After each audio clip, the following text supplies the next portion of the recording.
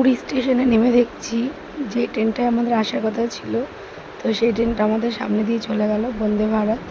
তো কোনো একদিন তো আমি উঠবই, আমার খুব ইচ্ছে এই ট্রেনটাতে ওঠার। এখন অবধিও কোনোদিনও উঠিনি, আর তোমাদের ভালোবাসা থাকলে আমি অবশ্যই একদিন এই ট্রেনটায় উঠতে পারবো।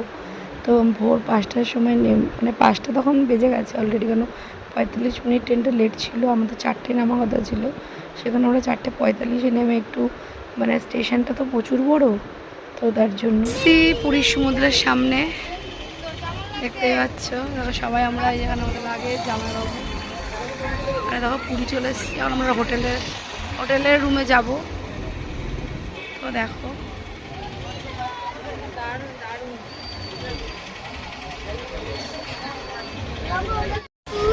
ফাইনালি ভোরবেলায় চলে এসেছি।